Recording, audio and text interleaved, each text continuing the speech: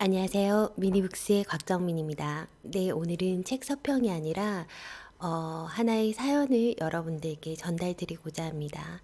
이 사연을 통해서 누군가에게는 너무나 큰 힘을 얻을 수 있을 거고 누군가에게는 작은 깨달음이 있길 바라는 마음에서 진심을 다해서 여러분들께 이야기를 나눠드리고자 합니다. 네, 먼저 오늘 나눠드릴 내용은 이런 내용으로 시작을 하고 있습니다. 누구나 사정을 들어보면 다 그럴싸합니다. 그럴 수 있지. 하지만 뒤돌아서서 이렇게 얘기를 한다고 합니다. 너무한 거 아니야? 애들을 저렇게까지 해야겠어? 다른 방법이 있었을 텐데. 아휴, 애기가 너무 안타깝다. 그들은 그런 말을 남기면 그저 안타까워서 그렇다라고 합니다. 우리 마음은 미어 터집니다. 몇 번을 울고 또 다짐해서 또 다시 일어나곤 합니다. 아주 어린 딸아이 2명이 창밖으로 엄마 아빠를 열심히 기다리고 있었습니다.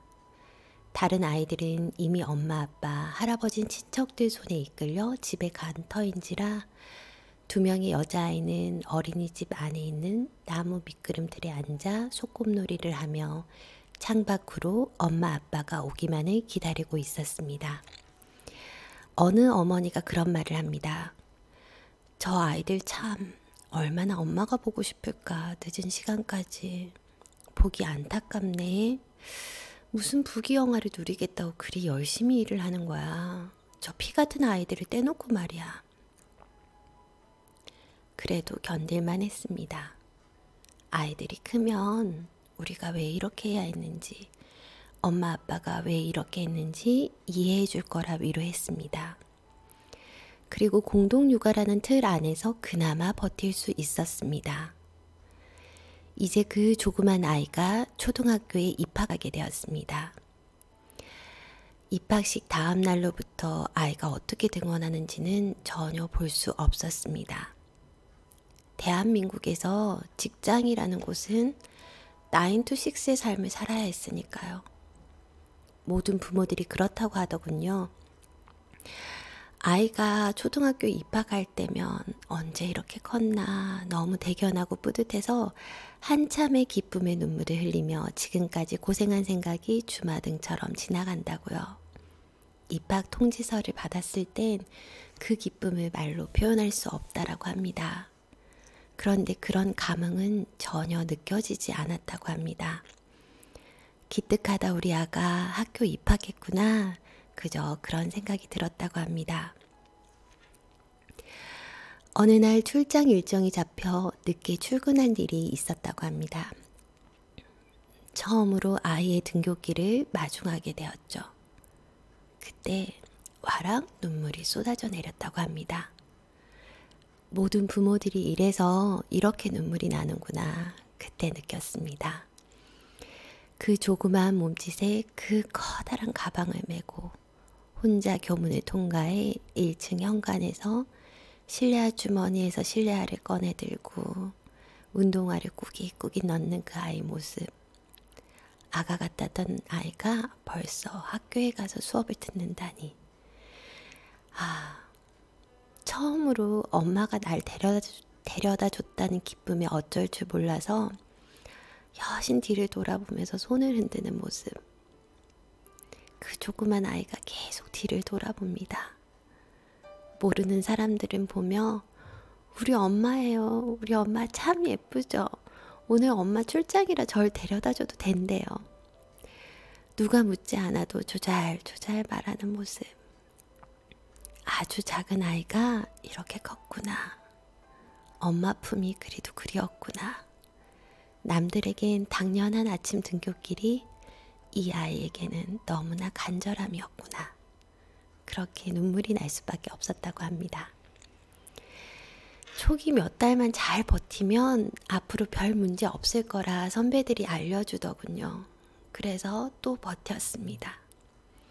내일까지 당장 가족 사진을 가져오라는 숙제에도, 내일 준비물이 계란 한 판에 2줄을 오려오라는 숙제에도, 반 전체 티를 깜빡 잊고 안 가져갔다는 전화에도, 우리 잘 해내자 하며 버텼습니다.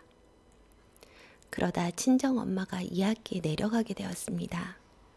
오후는 돌봄에 학원에 이모님을 좀 쓰면 어찌 해결될 거는 같은데, 그런데 오전은 어떡하지? 아이는 8시 50분 전에 학교를 등원하면 안 된다고 합니다.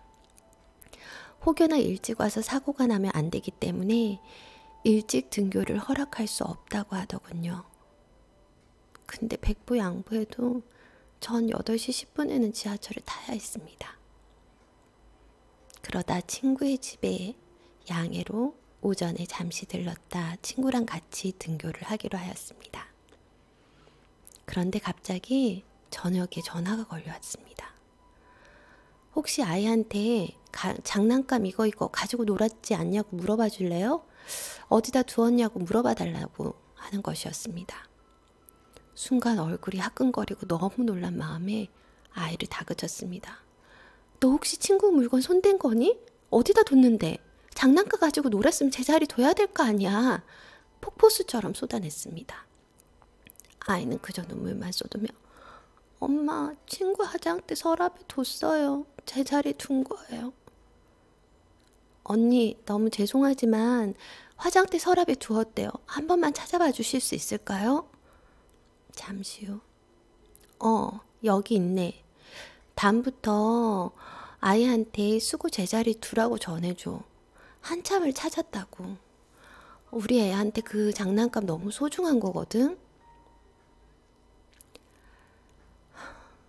아직 1학년입니다. 아직 너무 어린 아이입니다. 자기 물건이 뭔지도 잘 몰라서 헤매는 아이입니다.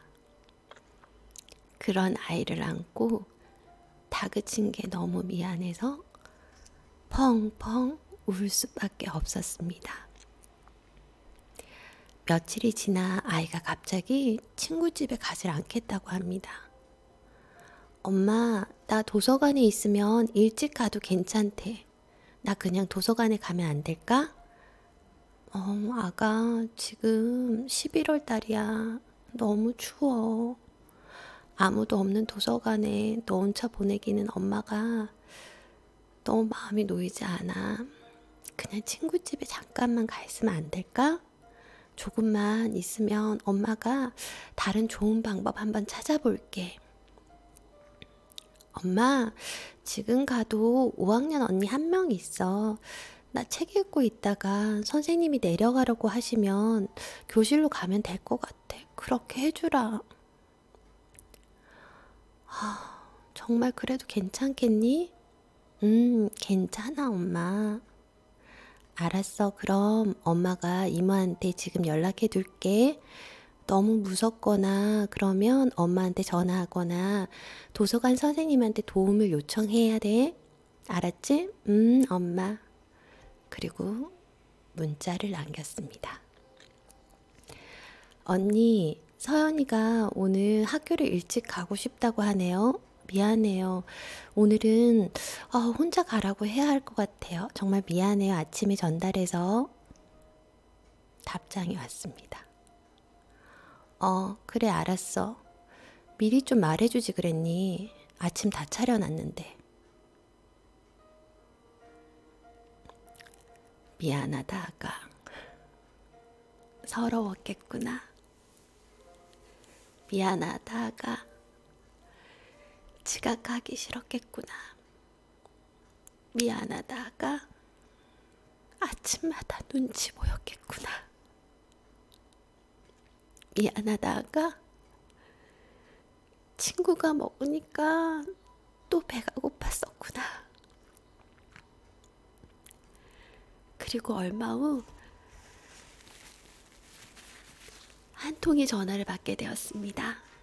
친한 언니로부터의 전화였습니다. 이거를 전할까 말까 많이 고민했는데 너가 아니라 아이가 많이 상처받았을까봐 전해줘야 될 것 같아. 미안하지만 지난 학예 발표회 날 있잖아. 아이만 혼자 있었어.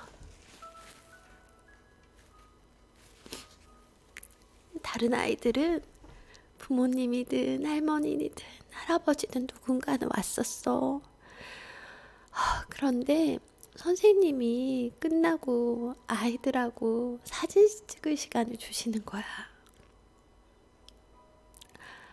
아이 혼자서 그 시간에 찍을 사람이 없어서 많이 방황하더라. 내가 잘했다고 축하해 줬는데 그래도 나는 엄마 아빠가 아니니까 얼마나 상처받았을까. 너가 속상해할 거 아는데 그래도 아이한 때문에 전화 줘야 될 것 같더라. 너무너무 원망스러웠습니다. 제가 너무 부끄러웠습니다. 이게 15년간 직장 생활을 버틴 결과였습니다. 금쪽 같은 아이는 그날도 아무렇지 않게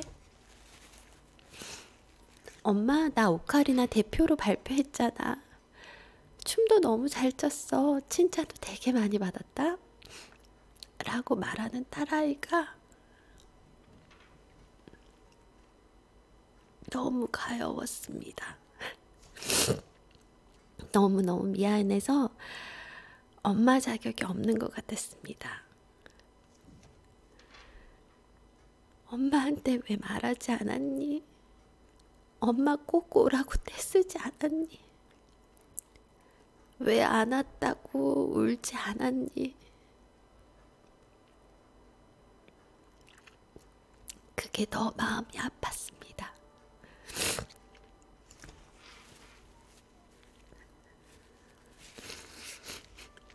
1학년 겨울방학을 앞두고 바로 휴직을 하였습니다. 둘째 아이 남은 휴직 기간까지 모조리 끌어다가 휴직계를 냈습니다. 다시는 혼자 두지 않겠다고. 내 커리어가 아깝지 않았습니다. 지금껏 내가 쌓아놓은 무엇과도 우리 딸아이와 바꿀 수는 없었습니다. 사실 두려웠습니다. 다시 사회를 나갈 수 없다는 생각에, 다시 사람들 앞에서 멋지게 PT를 할 수 없다는 생각에, 다시 무언가 할 수 없는 존재가 되지 않을까 하는 생각에 돌아오지 못한 강을 건넌 것 같았습니다. 하지만 전 육아휴직 1년 반이라는 시간이 있었습니다. 나를 믿자. 그리고 우리 가족을 믿자. 그리고 우리 아이들을 가르치기 시작했습니다. 그것이 소문이 나기 시작했습니다. 그리고 하나둘 함께 가르쳐 달라는 아이들이 늘어났고 수입은 점점 더 늘어났습니다. 그리고 우연히 팀 페리스라는 책을 접하게 됐습니다. 4대 4의 사회 법칙을 알게 되었습니다. 이제 오전 4시간은 저의 독서 생활과 나눔의 시간으로, 오후 4시간은 아이를 가르치는 시간으로, 그리고 저녁 4시간은 가족을 위한 시간으로, 이렇게 세 가닥의 줄다리기를 하며 다시 시작하고자 합니다.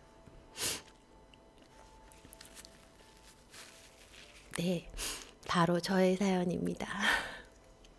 15년간의 직장 생활을 마무리하게 되었습니다. 2016년 6월부로 저는 퇴사계를 내게 되었습니다. 이제 저에게 꿈이 있습니다. 파파 할머니가 되어도 행복한 선생님, 행복한 강연가가 되고 싶습니다. 그래서 지금도 조금씩 더 노력하고 있습니다. 만약에 저 깊고 차가운 강을 무작정 건너라고 하면 건너실 수 있을까요? 아무도 선뜻 건넌다고 말할 수 없습니다. 하지만 저는 너무 절박했습니다. 저 강 건너에 아이들이 있어서 건널 수 있었습니다. 전 그런 자랑스러운 엄마, 아내, 정민이로 제2의 인생을 살아가기로 했습니다. 여러분, 1년 6개월이라는 유예기간이 지나갈 줄 몰랐어요. 그런데 드디어 마무리가 된 것 같습니다. 누군가에게는 소중한 아내이고 소중한 엄마입니다. 매일같이 미안합니다, 죄송합니다 하고 나오는 직장맘들, 너무나 마음이 아프고 힘듭니다. 그분들이 설 수 있고 그분들의 커리어를 발휘할 수 있는 조금이나마 발전되는 대한민국 사회가 만들어지길 바라는 마음입니다. 우여곡절이 많았고 저에게 41살이 지난 지금에서야 제2의 인생을 살아갈 수 있는 기반이 되었거든요. 여러분들도 힘내시길 바랄게요. 직장맘이셨다면 더더욱 힘내시고, 저는 그런데 버티라고는 얘기를 못하겠어요.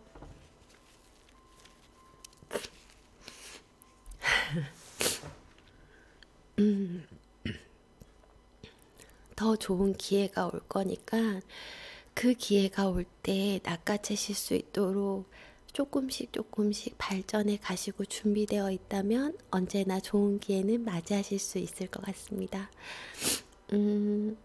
대한민국에 있는 남성분들, 그리고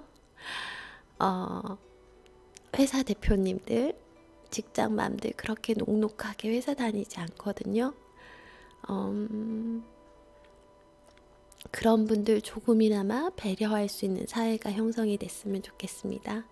그리고 제가 지금까지 다니면서 내가 육아를 할 수 있게끔 많이 지원해줬던 정직장 대표님들과 관계자분들도 너무나 감사드려요. 사실은 그나마 많은 배려가 있었고 인사팀의 배려가 있어서 조금씩 조율해가면서 다니기는 했었거든요. 그래서 전에 직장에서는 굉장히 보람도 있었었고 사명감도 있었기 때문에 그 부분은 부정할 수 없는 부분인 것 같습니다. 여러분, 조금이라도 변하는 사회 될 수 있도록 저도 최선을 다하고 파파 할머니가 되더라도 선생님 하는 소리를 들을 수 있도록 최선을 다하도록 하겠습니다. 여러분, 오늘 하루 좋은 하루 보내시고요. 행복 선택하시기 바랍니다. 감사합니다.